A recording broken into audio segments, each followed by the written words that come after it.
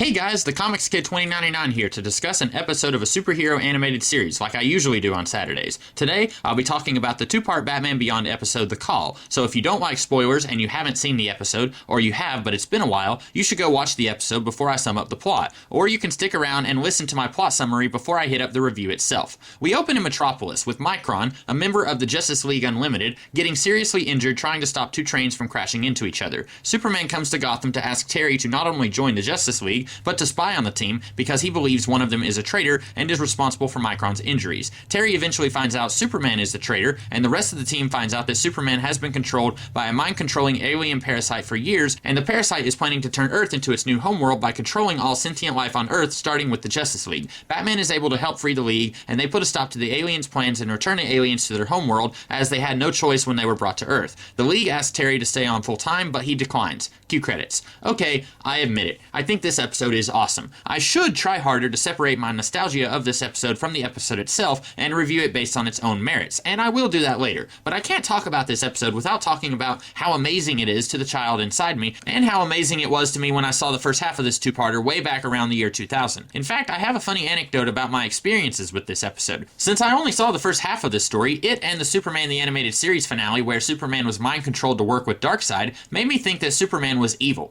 Yeah, I was a pretty big fan of Lois and Clark, and I knew that the Dean Cain version of Superman wasn't evil, but it was a really long time before I realized that Superman is not only a good guy, but one of the best guys, and he is maybe the exact opposite of evil, since it was several years after I saw the first part of this episode that I got around to seeing the second part. But now that I'm watching this two-parter for maybe the third or fourth time, I'm having much the same reaction that I had when I first watched it. It's really, really cool. This was my introduction to the Justice League, and even though I was put off by them being so mean to Terry, I really liked that we were getting to see a part of this world that we never got to see in the rest of the series. Unlike Batman the Animated Series, which occasionally allowed episodes to go outside of Gotham City, Terry pretty much always stayed in Gotham, so it was really interesting to me as a kid and as an adult to get to see future Metropolis and other superheroes besides Batman. So while I had a heck of a lot of fun watching this episode, this time around I did have some problems with it. Specifically, Starro, the alien parasite that is controlling Superman, who goes unnamed in this episode. What's my problem with Starro? Well, he doesn't make any sense. So he was kidnapped from his homeworld by an alien collector who menaced Superman and Lobo in a two-part episode of Superman the Animated Series. And I should mention that I really like the way this episode is able to do a little bit of callbacky fan service, but do it in a way where it works within the story. It's not too clunky for Aquagirl to give us a telepathic flashback because none of these members of the Justice League were there when Superman rescued all of those aliens, so they need the flashback just like audience members who didn't see the episode of Superman the Animated Series would need it. And not only does this episode call back to continuity set up earlier in the series,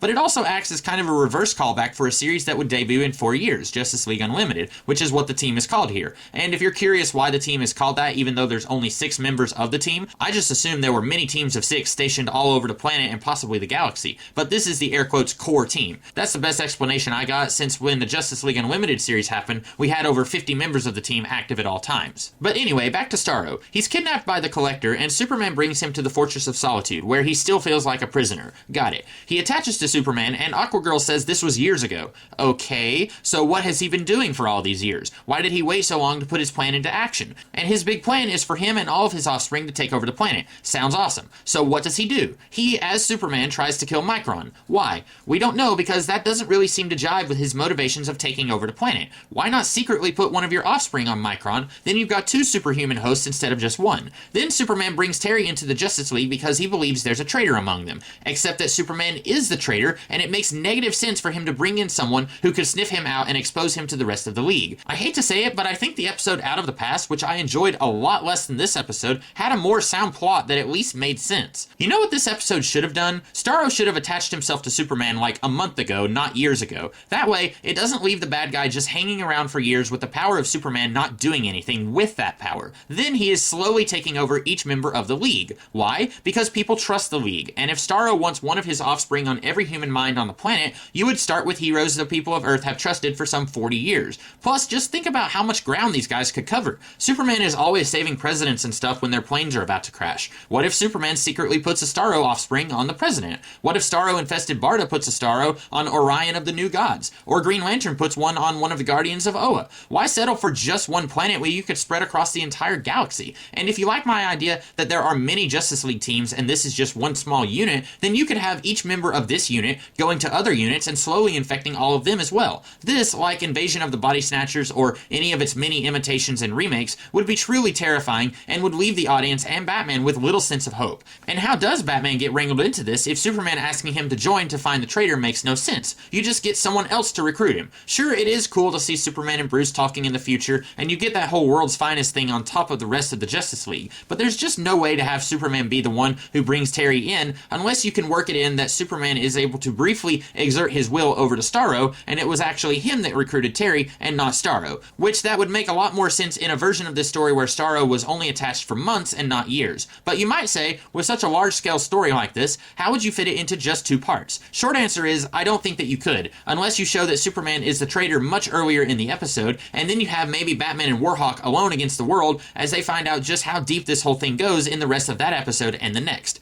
But you could have done this as a 3-parter. That had never been done before in this series, but you did have a 3-part series premiere of Superman, and later Justice League 2, and the 3-part Starcross TV movie. So you could have very easily done this as a 3-parter. And I think if you restructured the plot in a way that makes sense with Starro's motivations, this could have very easily deserved to have been 3 parts long. My only other concern here is Terry's refusal to join the Justice League. Do I like that Batman says no to this offer? Not really. If you wanted to keep Batman as a solo show and not suddenly become a team show, that reason would be valid if this wasn't like 3 weeks before the series ended. You could do the remaining 5 episodes and say that Batman is still part of the League, but he's also doing his own solo stuff. And yeah, Terry is in high school, so it doesn't make sense that he would be able to do all of that and balance being Batman and be in the Justice League. But that reason isn't even given in the episode. In fact, if you had never seen another episode of this series, you wouldn't even know that Terry is in high school. I think mainly, I just don't like how it's quickly swept under the rug. Like, they only had 30 seconds left to show Batman not join the League, so he doesn't really give a reason why he doesn't want to do it. I'd have been fine with him not joining if we had just gotten a good reason. Or I'd have been fine with him saying he'd be part-time, or full-time after high school, or something like that.